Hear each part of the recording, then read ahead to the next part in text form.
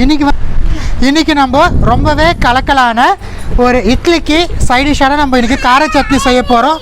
அடுப்புலேயே வந்து கார சட்னி செஞ்சு நம்ம ஆட்டுக்கல்ல வந்து சட்னி ருப்பி நம்ம சாப்பிட்லாம். ஸோ ஃபஸ்ட்டு நம்ம செக்காடி எடுத்து வச்சுருக்கிற கடலை எண்ணெயை வந்து நம்ம சட்டி சூடு இருந்துமோ நம்ம ஆட் பண்ணிக்கலாம். எண்ணெய் நல்லா சூடு எடுத்து வந்து நம்ம நறுக்கி எடுத்து வச்சுருக்கிற வெங்காயம், தக்காளி, வரமிளகாய், தேங்காய், கருவேப்பிலை, கொத்தமல்லி, புளிலாம் சேர்த்து பூந்தெல்லாம் சேர்த்து நம்ம நல்லா வதக்கி எடுத்துக்கலாம். எண்ணெய் நல்லா சூடு ஏறிடுச்சு. இப்போ நம்ம எடுத்து வச்சுருக்கிற வரமிளகாய் ஆட் பண்ணிக்கலாம். நாங்கள் வந்து ஒரு 5 பேர் போல் சட்னி செய்கிறோம். ஸோ 5 பேர் போல் சட்னி செய்கிறதுக்கு ஒரு 5லேருந்து 6 போல் நாங்கள் வரமிளகாய் ஆட் பண்ணியிருக்கோம். வரமிளகாய் வந்து நல்லா நம்மளுக்கு கலர் சேஞ்ச் ஆகி வரட்டும்.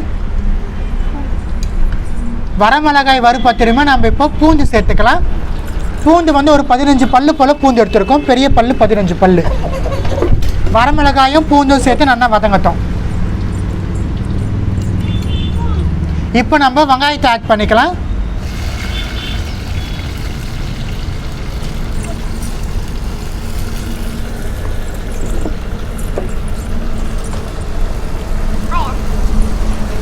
வெங்காயம் சேர்த்துட்டு நல்லா வதக்கிக்கலாம்.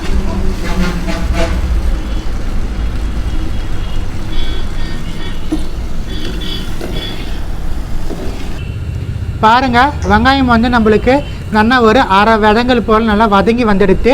இப்போ நம்ம நறுக்கி எடுத்து வச்சுருக்கிற தக்காளி சேர்த்துக்கலாம். நான் வந்து இன்றைக்கி 4 பெரிய சைஸ் பெரிய வெங்காயமும் நல்லா ஒரு 6 பழுத்த நாட்டு தக்காளி பெரிய சைஸ் ஆட் பண்ணியிருக்கேன். இப்போ தக்காளி சேர்த்துட்டு வெங்காயத்தை கூடவே நல்லா வதங்க வைத்தலாம். வெங்காயம், தக்காளி, பூண்டு, வரமிளகாலாம் இந்த கடலெண்ணெயில் நல்லா வதங்கி வரட்டும். இது கூடவே வந்து நம்ம கொஞ்சமாக வந்து எடுத்து வச்சுருக்கிற புளி சேர்த்துட்டு நம்ம வதக்கிக்கலாம். புளி வந்து பார்த்திங்கன்னா ஒரு சின்ன பட்டாணி அளவு நம்ம எடுத்துருக்கோம். அது ஜஸ்ட் சட்னிக்கு ஒரு நல்ல ஃப்ளேவர் கொடுக்கும். அதுக்காக வந்து கொஞ்சமாக புளி எடுத்துருக்கோம். இது எல்லாமே சேர்த்து நல்லா வதங்கி வரட்டும். அப்புறமா நம்ம சட்னியை வந்து ஆட்டுக்கல்ல போட்டு ஆற்றி எடுக்கலாம். வெங்காயம், தக்காளி நம்மளுக்கு நல்லா வதங்கி வந்துடுத்து. ஸோ இப்போ நம்மளுக்கு இதை நல்லா ஆற வைத்துற போகிறோம். அடுப்புலேருந்து இறக்கிட்டு நல்லா ஆரத்தை வந்து நம்ம ஆட்டுக்கல்ல போட்டு ஆற்றி எடுத்துக்கலாம்.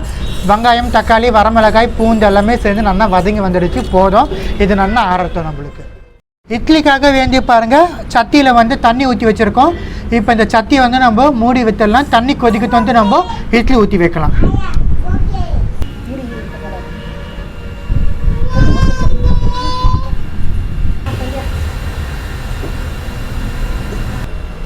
இட்லி பாத்திரத்துக்காக வேண்டி நம்ம தண்ணி கொதிக்க வச்சுருந்தோம். தண்ணி கொதி வர இந்த டைமில் வந்து நம்ம ஆற வச்சுருந்த சட்னி வந்து ஆறிடுச்சு. ஸோ பாருங்கள், ஆட்டுக்கல்ல வந்து வரமிளகாய் சேர்த்துட்டு நல்லா ஆட்டிக்கல்ல நம்ம வரமிளகாய் சேர்த்துட்டோம். இப்போ இது கூடவே நம்ம தேங்காய் துருவலும் சேர்த்துக்கலாம். தேங்காய் துருவலும் சேர்த்து நம்ம நல்லா ஆட்டி எடுத்துக்கலாம்.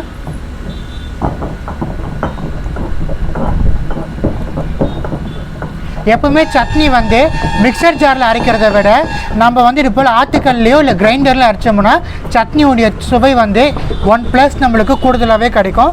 ஸோ இன்றைக்கி நாங்கள் அப்படி தான் இட்லி வந்து அடுப்புலேயே இட்லி ஊற்றி வச்சுட்டு அடுப்புலேயே நம்ம செஞ்ச மண்சட்டியில் செஞ்சக்கூடிய இந்த கார சட்னியை வச்சுட்டு சாப்பிட போகிறோம். நைட் டின்னருக்கு எங்களுக்கு இதுதான் இன்றைக்கி. வரமிளகாயும் தேங்காயும் நம்மளுக்கு நல்லா வந்து மசிஞ்சு வரணும். நம்மளுக்கு அப்பப்போ கொஞ்சமாக தண்ணி தெளித்து விற்றுக்கோங்க. உங்களால் ஆற்ற முடியலன்னா கொஞ்சமாக லைட்டாக தண்ணி தெளித்து விட்டு நல்லா ஆற்றி எடுத்துக்கணும்.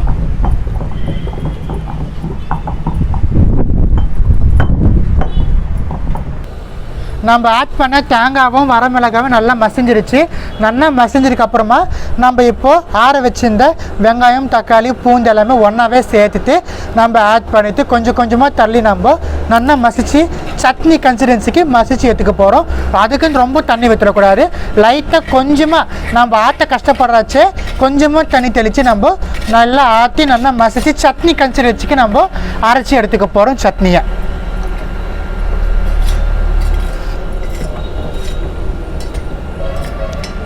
ஸோ இது போல் ஆற்ற கொஞ்சமாக கையில் ஒரு கரண்டி வச்சுட்டு அப்பப்போ உள்ளே தள்ளிட்டு நம்ம ஆற்றினோம்னா சட்னி வந்து நம்மளுக்கு ஒன்றை போலவே மசிஞ்சு வரும். வெங்காயம், தக்காளி ஆட் பண்ணி ஒரு அரை மசால் போல் ஆகிடுச்சு. இப்போ நம்ம தேவைக்கு ஏற்ப கல் உப்பு ஆட் பண்ணிக்கலாம். சட்னிக்கு தேவைக்கு ஏற்ப கல் உப்பு நம்ம ஆட் பண்ணிக்க போகிறோம். கல் உப்புங்கிறதுனால நம்ம மசிக்க சொல்லவே சேர்த்துடணும். நீங்கள் சால்ட் சேர்க்குற மாதிரி இருந்தால் சட்னி நல்லா மசிச்சு எடுத்ததுக்கப்புறமா தாளிக்கிறதுக்கு முன்னாடி சால்ட் ஆட் பண்ணிட்டு தாளித்து கொத்திக்கலாம். நாங்கள் எப்பவுமே கல் உப்பு தான் சேர்ப்போம். இது போல் சட்டியில் பண்ணுற எந்த ஒரு பண்டமாக இருந்தாலும் கல் உப்பு தான் சேர்த்து பண்ணுவோம். ஸோ கல் உப்பு சேர்த்தா அது எக்ஸ்ட்ரா ஒரு டேஸ்ட் கொடுக்கும்.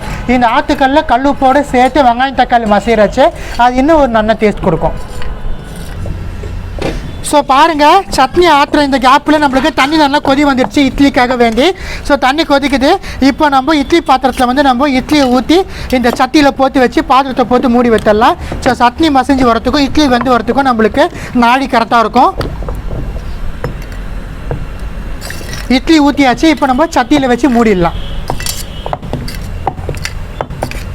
உங்கள்கிட்ட மண் கத்திரா இருந்தால் நீங்கள் மண் கத்திராலே கூட ஃபுல்லாக இட்லி ஊற்றி வைக்கலாம். இல்லைனா இப்படி கூட நீங்கள் ஊற்றி வச்சுக்கலாம். டேஸ்ட் நல்லா தான் இருக்கும்.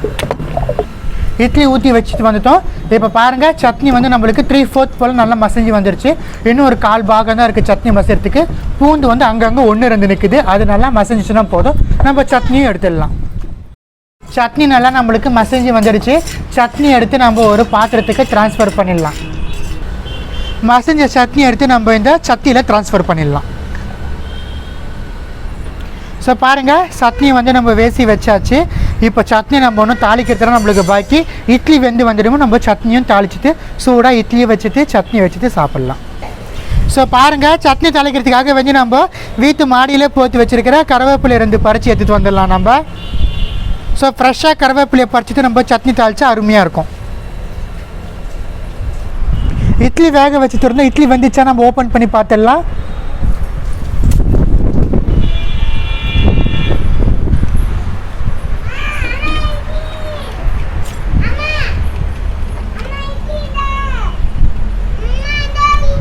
ஸோ இட்லி வந்து நல்லா நம்மளுக்கு வெந்துடுச்சு.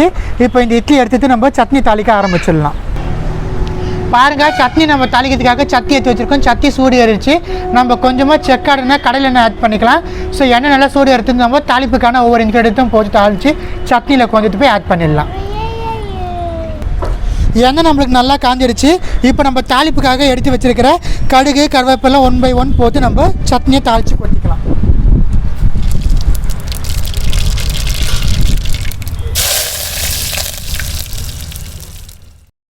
நம்ம தாளிப்பு எடுத்துன்னு போய் சட்னியில் ஆட் பண்ணிடலாம். சட்னியில் ஆட் பண்ணிவிட்டு நல்லா கலந்து வச்சுருங்க.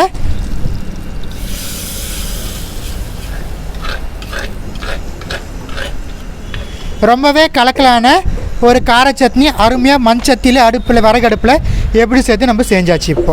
இப்போ நம்ம சூடாக சாப்பிட வேண்டியது தான் பாக்கி. ஃபைனலாக நம்ம சட்னியில் இப்போ கொத்தமல்லி ஆட் பண்ணிக்கலாம்.